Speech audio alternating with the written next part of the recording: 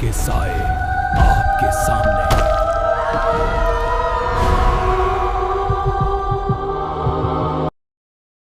कुछ दस्तकें दरवाजे पर नहीं होती, वो सीधा आपकी सांसों पर होती हैं। कुछ कहानियां सुनाई नहीं जाती, वो आपको बुलाती हैं। अगर आपने ये वीडियो खोल लिया है तो समझ लीजिए, डर की दस्तक अब आपके बहुत करीब है, क्योंकि यहां हर कहानी किसी के लौट आने का रास्ता खोलती है। आप सुन रहे हैं डर की दस्तक, जहां हर आवाज आपकी नींद से पहले आखिरी चेतावनी होती है। अब आप पीछे मत देखिए, सिर्फ कहानी सुनिए।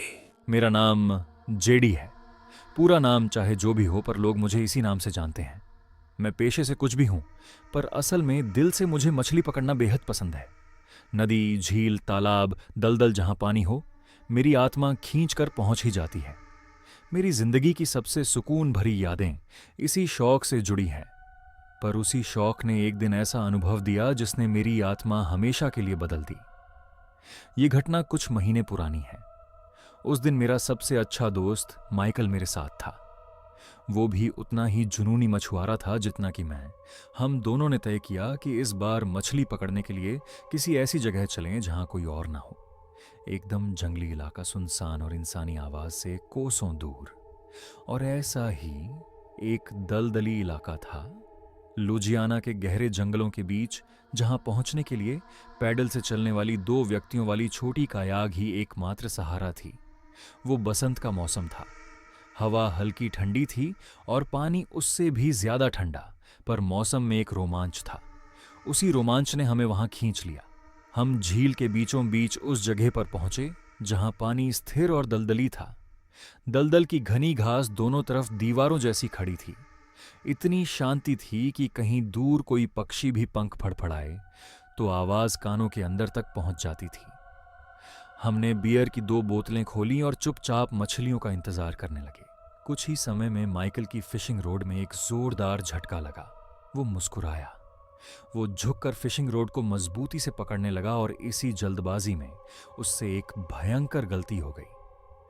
उसकी जैकेट की जेब में रखा उसका महंगा फोन धीरे से फिसला और छप्पाक से सीधे कीचड़ से भरे काले पानी में गिर गया। उसके चेहरे पर मानो जैसे किसी ने तमाचा मार दिया हो। वो चिल्लाया, ओ तेरी मेरा फोन! अबे यार, हजारों का नुकसान हो गया। उसके लिए वो फोन सिर्फ पैसा नहीं था, उसमें उसकी नौकरी के दस्तावेज, तस्वीरें, डाटा, सब कुछ था।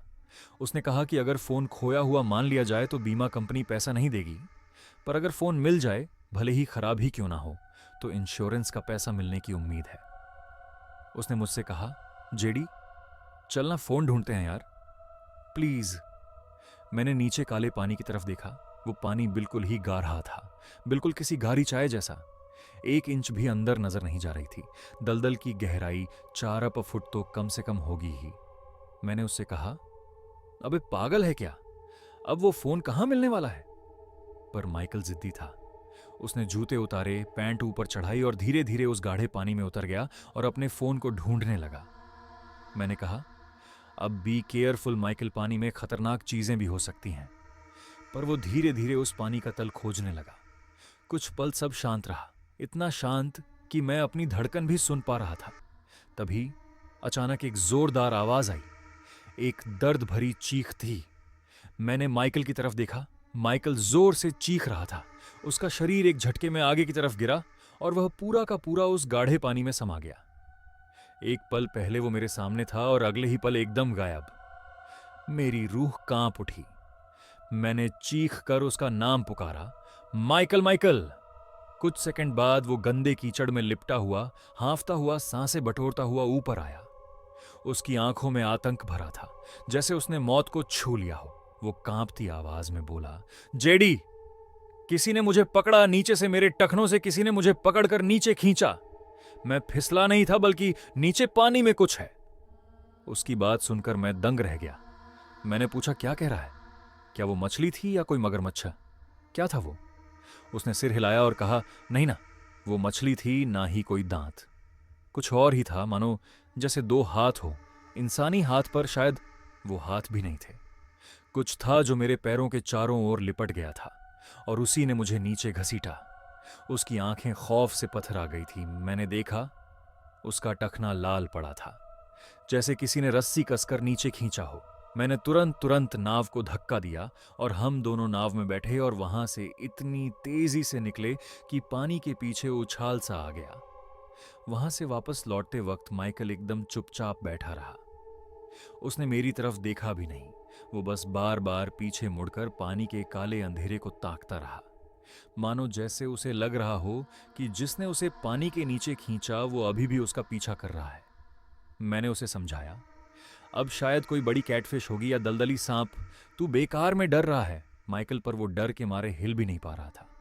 वो धीमी आवाज में बोला, नहीं जेडी, वो कोई जीवित चीज नहीं थी, वो कुछ और ही था। उसकी आवाज में ऐसी सच्चाई थी कि मैं उसे झूठा दिलासा भी नहीं दे सकता था। उस रात हमने वह जगह तो छोड़ दी, फोन कभी नहीं मिला और माइकल के टखनों में वह निशान हफ्तों तक रहे। उसके बाद मैंने इंटरनेट खंगाला, दलदल के प्राचीन किस्सों के बारे में पढ़ा, अजीब जीव गायब लोग, पर मुझे कुछ नहीं मिला सिवाय एक पंक्ति के जो अब भी मेरी आत्मा में बैठी हुई है। वह पंक्ति थी, दलदल सिर्फ पानी नहीं, वो उन चीजों की कब्र है जिन्हें इंसान भूल चुका है पर जो अब भी इंतजार कर रही हैं। इस पंक्ति का सिर्फ एक मतलब था कि जरूर उस दलदल में कुछ ऐसा था जिसकी हम कल्पना भी नहीं कर सकते, कुछ ऐसा जो उस दिन माइकल को शायद मार कर खा जाता। उस दिन के बाद माइकल ने कभी भी अपना पैर गंदे गहरे पानी में नहीं रखा।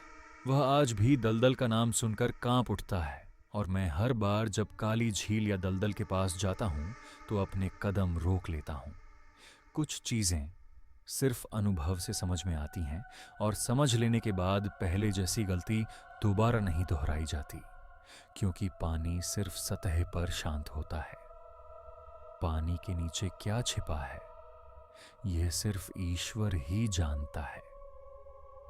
हम इंसान नहीं, हमारे जिले के किनारे एक पुराना सरकारी गेस्ट हाउस है, लाल ईंटों का बना हुआ, आधा टूटा फूटा सा, जिसके सामने आम का एक बूढ़ा पेड़ है और उसके पीछे एक घना जंगल।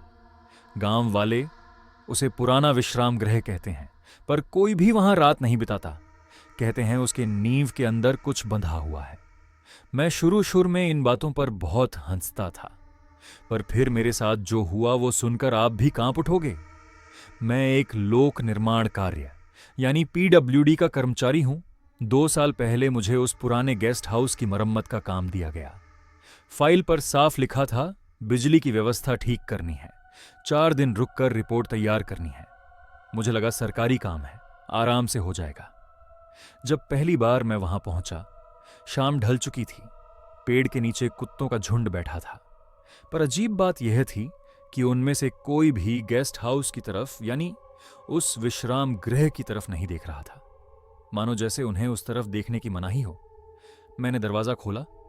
अंदर धूल बसी हुई थी, दीवारों पर फफूंदी लगी हुई थी और चारों तरफ टूटी सिली हुई लकड़ी की बदबू फैली हुई थी। पर अंदर सबसे ज्यादा ध्यान खींचने वाली एक चीज थी। गेस्ट हाउस की नींव में एक पत्थर का छोटा सा चौकोर सा ढांचा ठीक हॉल के बीचों बीच था, जैसे किसी पुरानी कब्र को तांबे की जंजीर से जकड़कर सीमेंट में बंद कर दिया गया हो। वो हॉल बिल्कुल शांत था, पर जैसे ही मैंने उस ढांचे के पास कदम रखा, मुझे लगा किसी ने मेरी गर्दन पर ठंडी सांस ली हो। मैंने झटके से पीछे मुड़कर देखा, पर कोई नहीं था। वो उस गेस्ट हाउस में मेरी पहली रात थी। खाना खाकर मैं अपने कमरे में गया। कमरे में एक लकड़ी का पलंग था, छत से एक पंखा लटका हुआ था जिसकी पत्तियां टेढ़ी मेढ़ी थीं, और कमरे में एक खिड़की थी जिसे जंगल का आधा हिस्सा दिखाई देता था। वो रात गहरी और काली थी। रात के करीब 12 बजे वह पंखा अपने आप चलते चलते बंद हो गया। मैंने सोचा शायद बिजली चली गई होगी। मैं उठा। मैं स्विच बोर्ड के पास गया। तभी हॉल की तरफ से मुझे एक अजीब सी आवाज सुनाई दी, मानो जैसे कोई पत्थर से सीमेंट खुरच रहा हो। मैंने हिम्मत करके दरवाजे की ओर झांका और मेरे पैरों तले जमीन खिसक गई। हॉल के बीचों बीच वाले पत्थर के ढांचे पर तांबे की चैन हल्के हल्के हिल रही थी। बिना हवा के, बिना किसी के छुए वो हिल रही थी। ऐसा लग रहा था जैसे उस ढांचे के अंदर से कोई बाहर निकलने की कोशिश कर रहा हो। मैं कमरे में लौट आया और मैंने चुपचाप से दरवाजा बंद कर दिया। मैंने खुद को समझाया कि शायद हवा की वजह से ही होगा। मैंने फिर से सोने की कोशिश की। नींद तो दूर की बात है, मैं आंखें झपकाने तक की हिम्मत नहीं जुटा पा रहा था। वो रात मैंने बैठे बैठे ही गुजार दी। सुबह जब रोशनी हुई और घर के बाहर से चिड़ियों की चहचहाहट सुनाई देने लगी तो सब कुछ नॉर्मल लगने लगा। मैं उठा, हवा हल्की थी, पेड़ शांत थे और हॉल के बीचों बीच वाले पत्थर के उस चौकोर ढांचे पर चैन अपनी जगह पर बिल्कुल स्थिर थी, बिल्कुल पहले की तरह। मैंने सोचा शायद रात को मैंने जो कुछ भी देखा वह मेरा वहम था, क्योंकि लोग भी कहते रहते हैं कि वहां प्रेत बंधा हुआ है, यानी उस पत्थर के चौकोर ढांचे के नीचे कोई प्रेत है। शायद इन सारी बातों का मेरे दिमाग पर बुरा असर पड़ा था, इसी वजह से मुझे वहम हुआ होगा। लेकिन दूसरी रात मेरा वहम टूट गया। दूसरी रात के करीब 1 बजे खिड़की के बाहर किसी के धीरे धीरे कदम रखने की आवाज आई। खिड़की के बाहर जंगल में सूखे पत्ते इतने थे कि वहां चलने से भी भारी चरचर की आवाजें आनी ही थी। चलते चलते वो कदम ठीक मेरी खिड़की के पास आकर रुक गए। मैं सांस रोके चुपचाप लेटा रहा और उसके बाद उस कमरे की खिड़की पर खरोचने की आवाजें आईं, लंबी टेढ़ी नुकीली जैसे लोहे के नाखून हो। मैंने किसी तरह हिम्मत जुटाई और खिड़की की जाली से बाहर झांका। बाहर काला जंगल था, लेकिन पेड़ों के बीचों बीच मुझे एक परछाई सी खड़ी दिखाई दी, लंबी अजीब सी टेढ़ी मेढ़ी। वो परछाई इतनी लंबी थी कि उसका सिर पेड़ों की शाखाओं तक जाता हुआ दिखाई दे रहा था और ऐसा लग रहा था उन शाखाओं के पीछे से वो मुझे ही देख रहा है। मेरी आंखें उसके चेहरे तक नहीं पहुंच रही थी, क्योंकि उसका चेहरा था ही नहीं, सिर्फ एक काली धुंध थी। मैं खिड़की से पीछे हट गया और उसी पल कमरे के बाहर से मुझे धीमी सी एक फुसफुसाहट सुनाई दी, मानो जैसे कोई कह रहा हो कि मुझे बाहर निकालो। ये वही आवाज थी जो दादाजी अपने किस्सों में बताया करते थे, जैसे कोई प्रेत जंजीरों से जकड़ा हो और मुक्त होने के लिए छटपटा रहा हो। वो पूरी रात मैंने रोशनी जलाकर बिताई। अगली सुबह गांव वाले मजदूर आने वाले थे उस इमारत की बिजली ठीक करवाने। जैसे ही मैंने गेस्ट हाउस का नाम लिया, उनके चेहरे ही उतर गए। गांव का एक बुजुर्ग बोला, साहब वहां कोई बिजली नहीं खराब है, वहां उस इमारत की नींव के नीचे एक प्रेत बंधा हुआ है साहब। आज से 50 साल पहले एक तांत्रिक ने उसे वहां बांधा था, पर उसकी ताकत बढ़ रही है साहब। उसका वो बंधन अब ढीला हो रहा है। मैंने पूछा, पर ऐसा क्यों? बुजुर्ग ने कहा, क्योंकि साहब इस बार वहां तुम अकेले रुके हो और उस प्रेत को जिस भी इंसान की परछाई पसंद आती है वह उसी के पीछे लग जाता है। अच्छा होगा साहब, आप उस जगह को छोड़कर यहां से चले जाइए। उस बूढ़े की यह बात सुनकर मेरा पूरा शरीर ही सिहर उठा, लेकिन वो मेरी सरकारी नौकरी थी। अगर मैं इसे छोड़कर चला जाता तो शायद मेरी नौकरी ही चली जाती।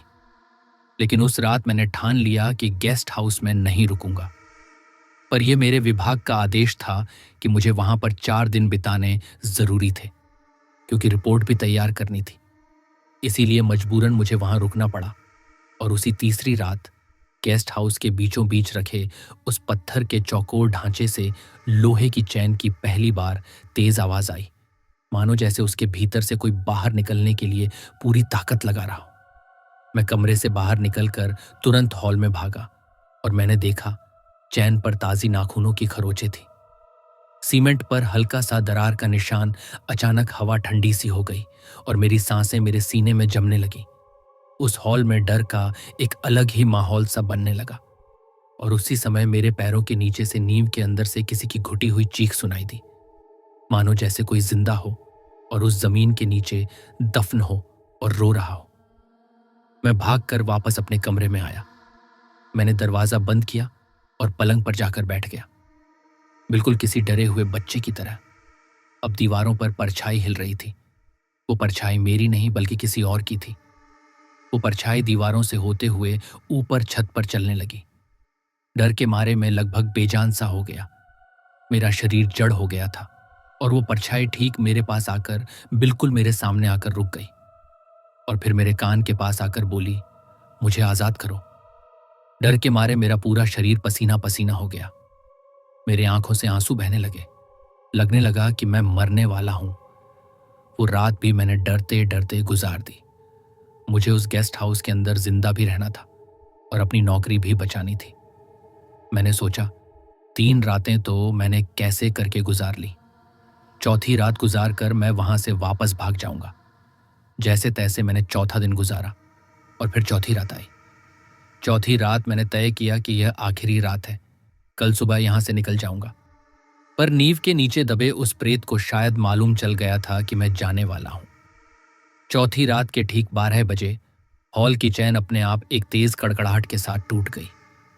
सीमेंट फटने लगा और वो पत्थर उखड़ गया और उसी के साथ हवा में एक तेज गंध फैल गई, जैसे किसी ने 100 साल पुरानी कब्र खोद डाली हो। फिर मेरे कमरे का दरवाजा अपने आप खुल गया और फिर जो मैंने देखा वो देखकर मेरा पूरा शरीर ही कांप उठा। हॉल के बीचों बीच एक काली ऊंची आकृति खड़ी थी, मानो जैसे राख की बनी हो, जिसके हाथ पैर तो थे पर चेहरे की जगह बस एक काला धब्बा था। वो परछाई धीरे धीरे मेरी तरफ बढ़ी। हर कदम पर फर्श पर निशान पड़ रहे थे। उसके शरीर से राख नीचे झड़ रही थी। जैसे जैसे वो चलता हुआ मेरे कमरे के करीब आ रहा था, वैसे वैसे पूरे कमरे में सड़न की गंध भरती जा रही थी। मैंने तुरंत अपने कमरे का दरवाजा फिर से बंद कर दिया, लेकिन वो फिर भी उस बंद दरवाजे की दरारों के बीच में से सरकता हुआ अंदर आ गया। वो धीरे धीरे मेरे करीब बढ़ रहा था। मैं हिम्मत जुटाकर दरवाजे की तरफ भागा। मैंने दरवाजा खोला और उस गेस्ट हाउस से बाहर भाग गया। गेस्ट हाउस से बाहर निकलकर मैंने पलटकर गेस्ट हाउस की तरफ देखा। वो काली आकृति दरवाजे पर खड़ी थी, पर जैसे ही मैं आम के पेड़ तक पहुंचा, अचानक से वो आकृति चलते चलते रुक गई, मानो जैसे किसी अदृश्य सीमा में फंस गई हो। वो काली आकृति एक जगह पर खड़ी होकर मुझे बस घूरती रही। वो अब मेरे पास नहीं आ रही थी, बस एक ही जगह पर खड़ी थी। मैं समझ चुका था कि यह भगवान का दिया हुआ मुझे एक आखिरी मौका है वहां से भाग निकलने का। उस रात मैं वहां से बचकर भाग आया। आज 2 साल बाद भी उस गेस्ट हाउस में कोई नहीं जाता। सरकार ने उसे हमेशा के लिए बंद कर दिया है। लोग कहते हैं रात में वहां अब भी चैन खड़कने की आवाजें आती हैं। कभी कभी कोई जंगल के रास्ते जाता है तो उसे एक काला साया दीवारों पर चलता हुआ दिखाई देता है। उस घटना के बाद मैं आज भी चैन से नहीं सो पाता, क्योंकि कभी कभी रात के 3 बजे मेरे घर की दीवार पर मुझे वही परछाई रेंगती हुई सी दिखाई देती है और वो आज भी मेरे कानों में फुसफुसाता है, मुझे पूरी तरह आजाद कर दो। शायद वो अब भी उस गेस्ट हाउस के अंदर किसी अदृश्य सीमा के अंदर कैद है और वहां से भी आजाद होना चाहता है। मुझे लगता है जिस दिन वो वहां से आजाद हो गया तो वो मेरे पास जरूर आएगा, मुझे अपने साथ ले जाने। बचपन की बात है। गांव से कुछ दूरी पर एक पुरानी झील थी। घने जंगलों के बीच छिपी हुई, मानो प्रकृति ने उसे लोगों की नजरों से बचाकर किसी गहरे रहस्य की तरह छुपा कर रखा हो। वही झील मेरे और मेरे बड़े भाई की सबसे प्यारी जगह थी। गर्मियों की शामें हो या सर्दियों की धीमी धूप, हम दोनों वहां मछली पकड़ने जाते, जिंदा चारा लेकर। जिंदा कीड़े या कछुए, और लौटते हमेशा मछलियों से भरी टोकरी के साथ। उस जगह की जंगली खामोशी और निजीपन ही उसकी सबसे बड़ी खूबसूरती थी। आधा रास्ता जंगल में पैदल उतरना पड़ता था, इसीलिए वहां कभी भीड़ नहीं होती थी। हमें ऐसा लगता था जैसे वो पूरी दुनिया सिर्फ हमारी हो, और जैसे झील की लहरें और हवा की घंटियों जैसी सरसराहट सिर्फ हम दोनों भाइयों के लिए ही बज रही हो। हम सुबह के बजाय हमेशा शाम को निकलते थे। लोग कहते थे कि मछली पकड़ना सुबह या शाम की पहली रोशनी में सबसे अच्छा होता है, पर हमारे लिए अंधेरे में झील तक पहुंचने का रोमांच ही सबसे बड़ा मजा था। स्कूल के दिनों की वह अनोखी मस्ती जो शायद औरों के लिए पार्टियों या नाइट आउट का रूप लेती थी, पर हमारे लिए वो थी चप्पलें, पानी के किनारे की चट्टानें, जंगल की डरावनी छाया और चारों तरफ फैला सन्नाटा। हमें इसी तरह के रोमांचकारी कामों में मजा आता था। वह शुक्रवार की शाम भी बिल्कुल ऐसी ही थी। सूरज ढल रहा था। सूरज की आखिरी नारंगी रोशनी झील के पानी में डूब रही थी और हम दोनों झील के किनारे पत्थरों पर बैठकर मछली पकड़ने के लिए कांटों में चारा लगा रहे थे। सब कुछ नॉर्मल था और हम भी बेफिक्र थे। तभी मैंने पहली बार देखा पानी की दूर वाली सतह पर हल्की सी हलचल हो रही थी। वो पानी की नॉर्मल लहर नहीं थी, बल्कि पानी में कुछ अजीब ही हलचल हो रही थी। पहले तो हल्की सी लहरें उठी जो सामान्य लगी, पर फिर वो लहरें तेज होने लगी। मैंने पहले अनदेखा किया क्योंकि झील बड़ी थी, पर मेरे अंदर कहीं पर अचानक से बेचैनी जाग उठी। मैंने भाई को इशारा किया और उस तरफ देखने को कहा। हम दोनों भाई खड़े हो गए। निगाहें पूरी तरह उस तरफ टिक गई जहां पर पानी में वो अजीब सी हलचल हो रही थी। कुछ पल तक सब शांत रहा, वही भारी खामोशी जिसे सुनकर ऐसा लगता है कि हवा भी सांस रोककर खड़ी हो। और तभी पानी के बीचों बीच एक काला सा आकार ऊपर उठने लगा। पहले लगा कोई बड़ी मछली है, पर जिस तरह वो पानी के सतह को चीरकर सीधा ऊपर आ रहा था, उससे मेरी धड़कन बुरी तरह से तेज हो उठी। वो कोई छिछला सा जंतु नहीं था, कुछ और ही था। कुछ तो सीधे ऊपर आ रहा था और अगले ही पल मैंने और मेरे भाई ने एक साथ उसे अपनी आंखों से देखा। वो इंसान जैसा कुछ था। सोचिए, आधी रात में पानी के अंदर आधा डूबा हुआ पानी से ऊपर उभरता हुआ एक अजनबी इंसानी शरीर। ऐसा दृश्य देखकर किसी भी आदमी की रूह कांप उठे। मेरे भाई ने फुसफुसाया, वो दूर है, हमें कुछ नहीं करेगा। मैंने कहा, पर वो है क्या? और तभी मुझे वहां से भाग जाने की इच्छा होने लगी। मैंने अपने भाई से कहा भी, तो मेरे भाई ने कहा, रुक जा, पानी में ऐसी चीजें बहुत होती हैं, शायद कोई मछली होगी या दूसरा कोई पानी का जानवर, डर मत। पर मुझे वहां से भाग जाने की तीव्र इच्छा होने लगी। फिर भी हम रुके रहे। हमारी सांसें अटक गई, आंखें वहीं जमी रहीं। अब वो इंसानी आकार का जीव लहरों के साथ धीरे धीरे पानी में ऊपर नीचे होने लगा।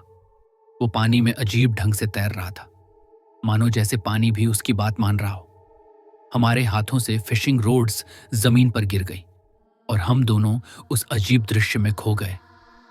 कुछ पल बाद वो इंसानी आकार का शरीर वापस पानी में डूब गया। हमने सोचा बस इतना ही था। फिर 3 मिनट बीते होंगे। भाई ने घड़ी देखी और फिर वो कुछ बोलने ही वाला था कि अचानक पानी फिर से फटा और इस बार कोई और प्रकट हुआ। वो एक लड़की थी। लंबे भूरे बाल पानी में तैरते हुए उसके चारों ओर फैल रहे थे। उसने गहरे हरे रंग का स्विम सूट पहना था। उसकी उम्र हमारे जितनी ही होगी। उसके चेहरे पर एक अजीब सी अनोखी मुस्कान थी। वो एक ऐसी मुस्कान थी जो मानो खेल खल में अपनी तरफ बुला रही हो। पर उसकी उस मुस्कान से हमारे अंदर एक अजीब सी बेचैनी पैदा होने लगी। उसने हमें आवाज दी, धीमे से पर एकदम साफ, आओ पानी में, आ जाओ, आ जाओ। उसके शब्द हवा में तैरते हुए जैसे हमारे कानों को चीर गए हों। मेरे शरीर में चेतावनी की घंटियां जोर जोर से बज उठी। मैंने कहा, पानी बहुत ठंडा है, हम वापस जा रहे हैं। अचानक वो चिल्लाई, नहीं। और वो चीख कोई सामान्य चीख नहीं थी। वो एक जानवर जैसी तीखी आदिम गूंजती हुई चीख थी जो सीधे मेरी हड्डियों में उतर गई। ऐसा लगा जैसे किसी ने मेरी आत्मा को पकड़कर हिला दिया हो। हम दोनों समझ गए कि वह कोई नॉर्मल लड़की नहीं है। जरूर वो कोई स्किन वॉकर है जो छल से हमें पानी में बुलाना चाहती है और पानी में ले जाकर वो हमारा शिकार करेगी। स्किन वॉकर्स ऐसा ही करते हैं। हमने अपना सारा सामान समेटा और अंधेरे जंगल का रास्ता दौड़ते हुए पार किया। भाई ने भागते भागते ही पुलिस को कॉल किया, पर हम उस रास्ते में रुके नहीं। मेरी टांगें कांप रही थी, धड़कनें कानों में सुनाई दे रही थी। रास्ते में मैंने एक बार पीछे मुड़कर देखा, पर झील अब शांत थी, जैसे कुछ हुआ ही ना हो। सिर्फ वो चीख अब भी मेरे कानों में गूंज रही थी। उसके बाद हमने वहां जाना ही छोड़ दिया। पर अजीब बात यह थी कि वो डर धीरे धीरे जिज्ञासा में बदलने लगा। हम जानना चाहते थे कि वो आखिर वो चीज क्या थी। इसलिए कुछ समय बाद हम कुछ और दोस्तों को लेकर वहां गए, ये सोचकर कि शायद वो चीज, वो लड़की हमें दोबारा फिर से दिखाई दे। पर वो लड़की हमें कभी दिखाई नहीं दी और उस झील का रहस्य हमारे लिए रहस्य ही बना रहा। पर समय के साथ साथ मेरे भीतर उस घटना की भयावहता और गहरी उतरती गई। मन में सवाल उठने लगे कि आखिर वह कौन थी और हमें पानी के अंदर क्यों बुला रही थी। क्या वह किसी हादसे में मरी हुई किसी लड़की की आत्मा थी, या कोई मानसिक रोगी जो अपने ही संसार में कैद थी, या स्किन वॉकर जैसा कि हमें लग रहा था। उस रात की घटना ने मेरे भीतर एक ऐसी चोट छोड़ दी जिसने मुझे बताया कि प्रकृति सिर्फ सुंदर नहीं बल्कि अजीब, डरावनी, अनियंत्रित और रहस्य से भरी हुई है। कुछ चीजें ऐसी होती हैं जिन्हें इंसान समझने की कोशिश भी नहीं कर सकता। वे बस रात की खामोशी में अपना रूप दिखाकर हमारी दुनिया की दीवारों को हिला जाती है। मैं शायद जिंदगी भर नहीं भूल पाऊंगा।